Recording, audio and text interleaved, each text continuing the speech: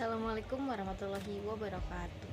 Perkenalkan, nama saya Andi Nulandari dengan NPM 2241142 dari manajemen 22A. Di sini saya akan menjelaskan tentang materi yang berjudul manajemen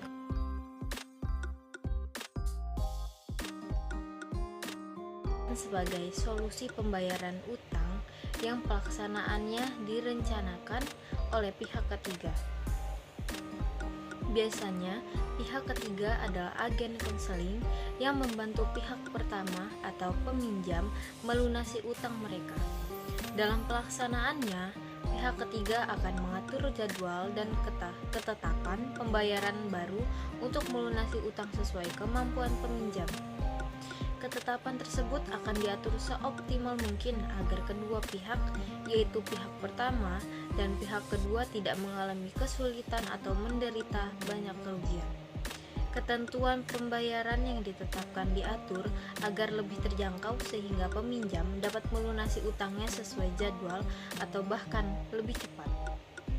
Yang selanjutnya itu utang atau kewajiban adalah kewajiban yang dimiliki oleh pihak perusahaan yang bersumber dari dana eksternal seperti pinjaman perbankan, leasing, penjualan obligasi, dan sejenisnya. Utang ialah transfer pendapatan masa mendatang untuk tingkatan konsumsi masa sekarang. Secara umum, utang terbagi dua golongan, yaitu yang pertama current liabilities atau short term liabilities, utang jangka pendek atau utang lancar. Yang kedua yaitu non current liabilities atau long term liabilities, yaitu utang jangka panjang. Ada pula tujuan dari manajemen utang ini, yaitu tujuan adanya manajemen utang adalah salah satu cara mengelola utang agar berjalan sesuai rencana.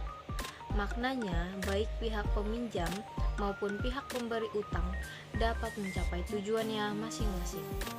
Manajemen pengelolaan utang bertujuan membantu pihak peminjam mendapatkan dana atau aset untuk melunasi utangnya.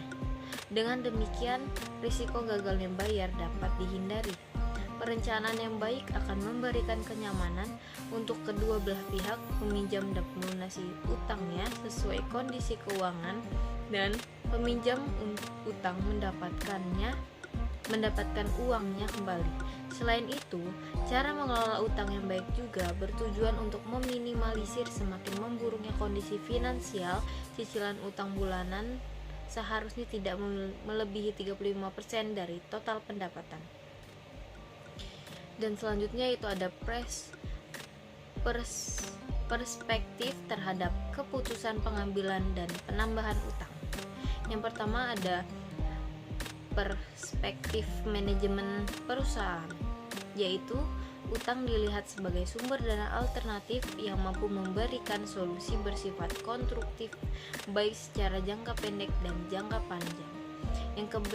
Yang B yaitu perspektif para pemegang saham, yaitu utang sumber pendanaan eksternal yang lebih disukai karena yang pertama, bunga atas sebagian besar utangnya jumlahnya tetap, dan jika bunga lebih kurang dari pengembalian atas aset operasi bersih, selisih tersebut akan menjadi keuntungan bagi investor ekuitas. Yang kedua yaitu bunga merupakan beban yang dapat mengurangi pajak sedangkan dividen tidak. Dan yang selanjutnya yaitu current liabilities atau short term liabilities, yaitu utang jangka pendek dipakai untuk mendanai kebutuhan yang sifatnya mendukung aktivitas perusahaan yang segera dan tidak bisa ditunda. Umumnya dikembalikan dalam jangka waktu kurang dari 1 tahun. Contohnya yaitu utang dagang, utang wesel, utang pajak, utang gaji lembur, zakat, dan beban yang masih harus dibayarkan, dan sebagai berikut. Dan ada pula jenis-jenis manajemen utang, yaitu yang pertama utang produktif. Segala jenis utang yang mempunyai ciri khas, yaitu yang pertama nilai aset meningkat, yang kedua dapat memberikan penghasilan yang lebih besar dari biaya cicilan utang, Yang kedua yaitu utang konsumtif, yaitu segala jenis utang yang memiliki ciri khas, yaitu yang pertama nilai aset berkurang, yang kedua tidak memberikan penghasilan yang sama atau lebih besar dari biaya cicilan utang, yang ketiga yaitu bunga yang lebih tinggi. Dan ada pula di sini permasalahan umum berkaitan dengan liability lancar, yaitu yang pertama kondisi keterlambatan dalam membayar cicilan bunga kredit kepada perbankan, leasing, dan sejenisnya secara waktu yang tepat setiap bulannya. Yang kedua itu terjadinya keterlambatan membayar hutang dagang yang berakibat pada turunnya kepercayaan perusahaan di mata mitra bisnis. Yang ketiga yaitu ada kondisi keterlambatan membayar bunga obligasi sehingga menyebabkan perusahaan harus melakukan negosiasi dengan pemegang obligasi. Yang keempat ada keterlambatan membayar dividen pemegang preferred stock atau saham istimewa secara semesteran, sehingga menyebabkan turunnya kredibilitas perusahaan di mata publik. Yang kelima yaitu terlambat dalam membayar gaji karyawan secara tepat waktu. Slide selanjutnya yaitu non-current liabilities atau long-term liabilities, yaitu utang jangka panjang dipakai untuk kebutuhan jangka panjang seperti pembangunan pabrik, pembelian tanah, gedung, dan sebagainya. Yang kedua yaitu adapun yang termasuk utang jangka panjang, yaitu yang pertama utang obligasi, yang kedua wesel bayar, yang ketiga utang perbankan berkategori panjang.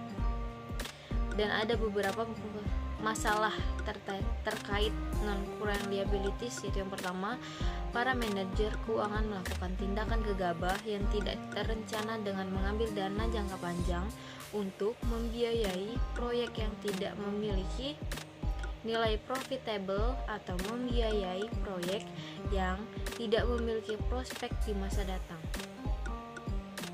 Yang ketiga yaitu pihak manajer keuangan memberikan rekomendasi yang bersifat mengejar keuntungan jangka pendek, namun telah menimbulkan dampak jangka panjang.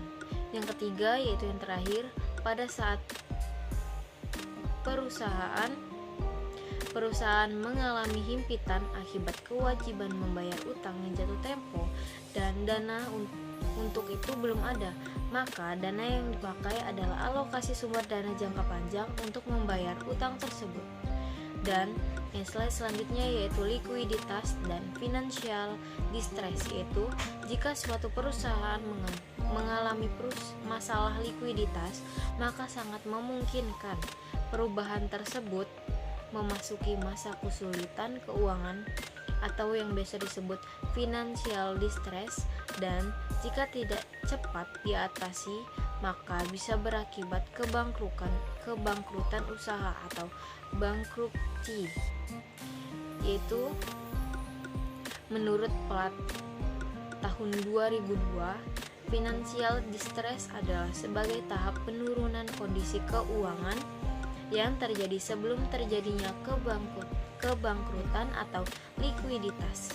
Perusahaan tidak akan mengalami kerugian secara tiba-tiba, namun dalam proses waktu yang berlangsung lama, dan itu dapat dilihat dari tanda-tandanya. Analisis dapat menggunakan model kebangkrutan Altman atau model Z-score Altman dengan pendekatan analisis diskriminan. Yang terakhir yaitu slide terakhir,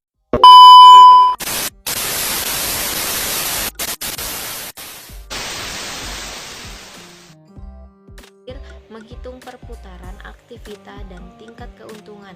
Yang pertama yaitu bagi suatu perusahaan sangat penting memperhitungkan dan mengetahui tingkat perputaran aktivitas serta mengetahui tingkat keuntungan berdasarkan aktiva. Yang kedua yaitu karena utang jika sudah lunas dibayar juga akan berubah aktiva.